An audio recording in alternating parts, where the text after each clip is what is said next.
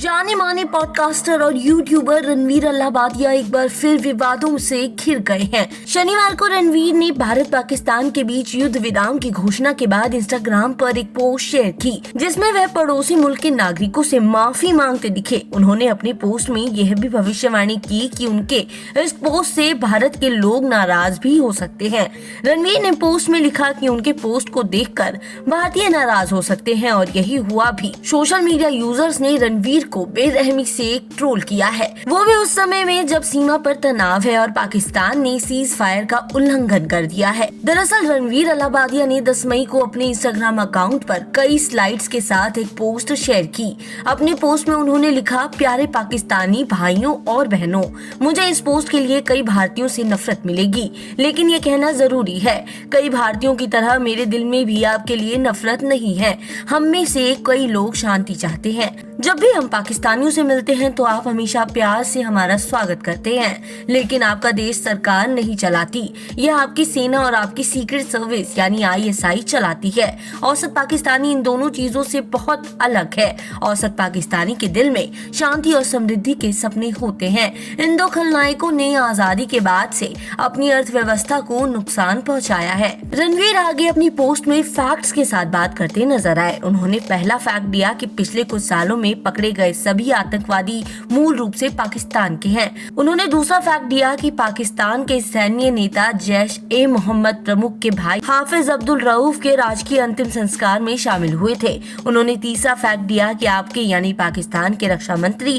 ख्वाजा आसिफ ने हाल ही में sky news पर राज्य प्रायोजित आतंकवाद को स्वीकार किया। और रणवीर आगे लिखते हैं कि मुझे आपकी यानी पाकिस्तान के लोगों की परवाह है, उनकी नहीं। उन्होंने अपनी पोस्ट में आगे कहा, अगर आपको ऐसा लगता है कि हम नफरत फैला रहे हैं तो दिल से माफी चाहता हूं।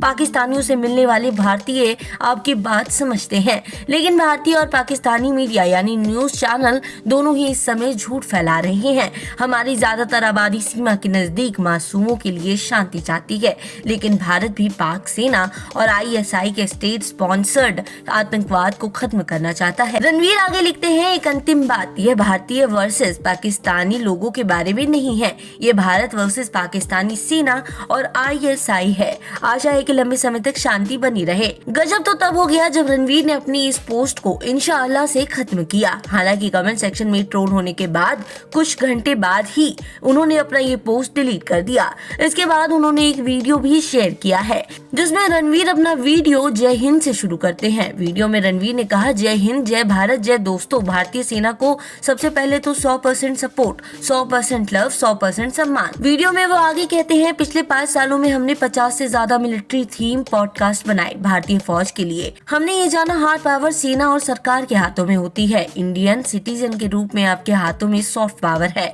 सोशल मीडिया और मीडिया के नैरेटिव्स आप इफेक्ट कर सकते हो। कॉन्फ्लिक्ट जो हो रहा है उसके बारे में बात कीजिए। कमेंट सेक्शन में बहुत सारे पाकिस्तानी सबूत मांग रहे हैं। आपको कैसे पता कि पाकिस्तान पहलगाम अटैक में शामिल था? तो सबूत ये है कि उनके जो डिफेंस मिनिस्टर हैं ख्वाजा आसिफ, उन्होंने स्काई न्यूज में आकर खुद कहा है कि हाँ, हम लोग ये 30 साल से कर रहे हैं। हालांकि रणवीर ने अपनी पिछली पोस्ट अपनी सोशल मीडिया से डिलीट कर दी है, लेकिन वो अपने इंशाअल्लाह के साथ पाकिस्तानी भाइयों और बहनों वाले कमेंट को लेकर काफी ज्यादा ट्रोलिंग का सामना कर रहे हैं और यही ट्रोलिंग उनकी अब लेटेस्ट वीडियो पर भी दिखने लगी है। इस वीडियो के नीचे पहले ही यूजर ने कमेंट किया है कि डिलीट क्यों कर दी भाई, तू तो इंशाअल्लाह कर रहा था। एक और यूजर ने लिखा है, धीरे धीरे समझ आ रहा है कि मुंबई पुलिस बिल्कुल सही थी। एक और यूजर ने पिछली पोस्ट के बारे में सवाल किया है और कई यूजर्स पिछली पोस्ट के बारे में ही सवाल कर रहे हैं। इस पूरी कंट्रोवर्सी पर आपकी क्या राय है? कमेंट सेक्शन पे जरूर बताएं।